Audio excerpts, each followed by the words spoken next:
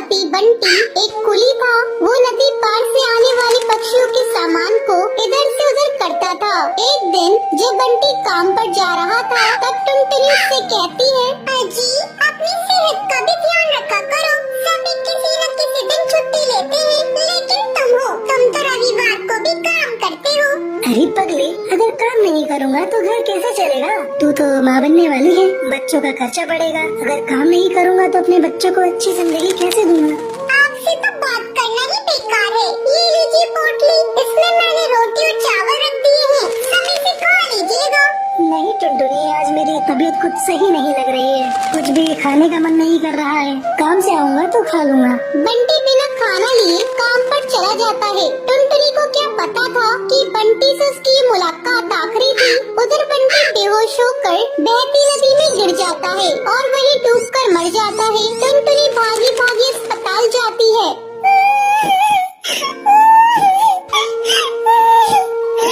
बंटी, ये क्या हो गया?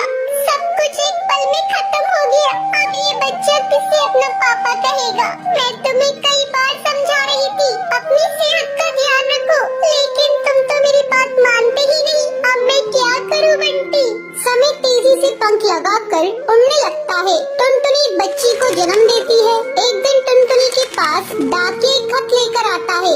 अरे ये खत तो कड़कनाथ सेठ की कंपनी की तरफ से आया है और मुझे बंटी की जगह कुली की नौकरी दी गई है। मुझे अपनी बच्ची की नौकरी करनी ही होगी, तभी मैं उसे एक अच्छे स्कूल में पढ़ा पाऊंगी और उसे बेहतर भविष्य दे सकूंगी। अगले दिन से ही टुनटुनी कुली बनकर पक्षियों का बोझ उठाती थी। जब भी नदी के उस पार से कोई पक्षी आता था, टुनटुनी तेजी से उन पक्षियों के पास पहुंच जाती थी। बहन जी, क्या मैं आपका बोझ उठा लूं? अरे तुम तो एक चिड़िया हो, क्या तुम इतने बोझ को उठा सकती हो?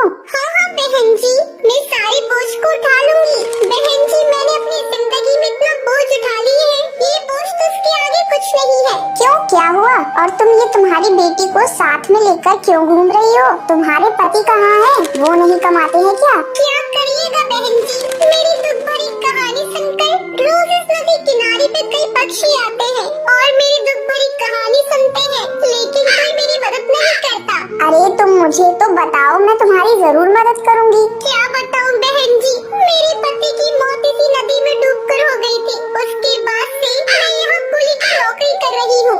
देखो टुनटुनी, जब तुम्हारी बेटी थोड़ी बड़ी हो जाएगी तो उसको मेरे स्कूल में डाल देना। मैं उसे पढ़ा लिखा कर एक अफसर बनाऊंगी। मैं तुम्हें अपना पता दे देती हूँ। वो बुलबुल चिड़िया टुनटुनी को अपना पता दे देती है। इसी तरह कई साल गुजर जाते हैं। एक दिन जब टुनटुनी अपना घर साफ कर रही थी, तभी उसे बुलबुल का दिया हुआ पता मिलता है। अरे ये पता तो वही है जो मैडम जी ने मुझे नदी किनारे पर दिया था। मैं तो बिल्कुल भूल ही गई थी। अब मैं अपनी बेटी को लेकर मैडम जी के स्कूल में जाऊंगी और उसे वहाँ पढ़ाऊंगी। टुनटुनी अपनी बेटी को लेकर उस पते पर पहुँचती है।